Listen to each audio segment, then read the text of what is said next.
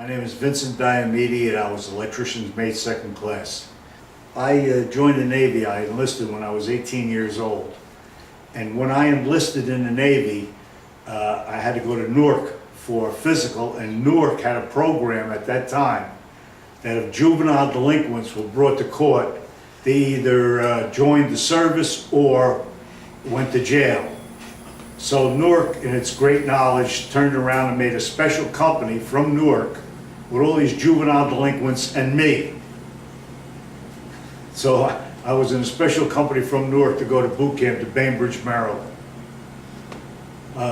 Boot camp was like my brother-in-law summed it up. He said, we went in there as snot-nosed kids and we found out what the world was all about when in the service. And that's just about it. Boot camp, the biggest thing in my mind about boot camp is I was a terrible student in school. I really was not a good student. And when I was in boot camp, every week they had a test. And the first week I got the highest mark in the whole company. All of a sudden everybody was coming for me for information. I was a smarty. And I went from a poor student to first class. Boot camp was really, really good. You had to pass, you had to go from week to week. We had a guy from Newark that couldn't swim, and we left him there. He went through 2 or 3 weeks, and we marched off, and as far as I know, he was still in Bainbridge, Maryland, because he never could swim. From Bainbridge, by the way, in the Navy in boot camp, we went through a series of tests, and they tried to find out what was best for you. And after that, you got an interview and you had a number. And through that number was what rates. And my mother said I could join the Navy if I learned a trade. So one of the trades they offered me was electrician, and I took electrician's mate, and I went to school at Great Lakes, Illinois, to the electrician school. Again, I was surprised at how well I did. Always surprised myself, I guess. And at the end of the class, they had 50 ships on a blackboard, and the guy that got the highest picked the 50, one of the 50, and the guy who got last got left where there was ever left over. And I came out third highest in the class, which surprised the hell out of me. And the instructor said, what kind of ship? Well, I like a destroyer out of Newport, Rhode Island. He never looked, he went like this, and I got the Harwood. And that's how I ended up on the Harwood. The time I was in the Navy was from 1956 to 1959, the end of 59, 1960. There was no war. The United States was at no war. But the Harwood responded to 7 national emergencies on the time we were on it. We went to Cuba a couple of times. We went to, the Suez Canal had just opened. They had a conflict with England and Egypt, and they closed the Suez Canal. And our job when we went over there was to monitor ships coming through to make sure nobody was trying to blow it up again. We were in Havana, Cuba, when Castro was trying to take over on March 13th in 1957. And everybody on the ship has a different story of where they were that day. We were also in talk about the Middle East. In 1958,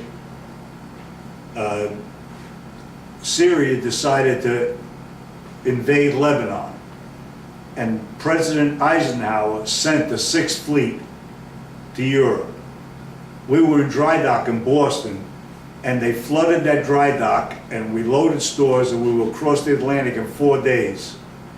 And we all rendezvoused at the Azores. That was the largest task force since World War II. All went through the Straits of Gibraltar. When we were in Gibraltar, the Russians, bombers, light bombers, would harass us, would come over at mast top, keep coming over. They did it once, twice, and Admiral Brown called NATO. We were under NATO orders, notified NATO. If those SOBs, and he said the words, came over and harassed us again, we were going to shoot them out of the sky. And when we went to Izmir, Turkey, we're all the Harwood was a middle ship in a nest. We could only point our guns straight up in the air. And these Russians came over, we went to general quarters, and every one of those guns were locked on them. And after that, we never seen a Russian ship or a Russian plane again. The atmosphere at that time, when the United States responded to something, other countries respected it. It was a time we patrolled over there 3 or 4 months, and we eventually came back. When we came back, we patrolled the North Atlantic. They formed this Task Force Bravo, which we operated with the USS Wasp. I worked on a job one time many years later, and used to talk about when we went with the Wasp. There used to be a guy that used to hang out on the rigging underneath the flight deck. And as we would transport stuff from the ship up there, this guy would, like a monkey. The guy's crazy. One slip, he's going to be in the ocean. I worked on this job, and the guy walks in, he's got a USS Wasp hat on.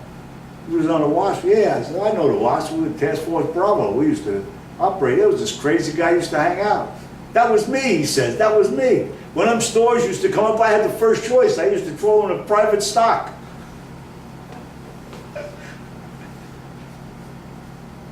Anyway, that's about the story. I got transferred in 1959, January of 1959, we came back from North Atlantic. I got transferred to the Yosemite, and which was walking across 6 ships over to the Yosemite. And I spent the last year on the Yosemite. I was a second class, a section leader.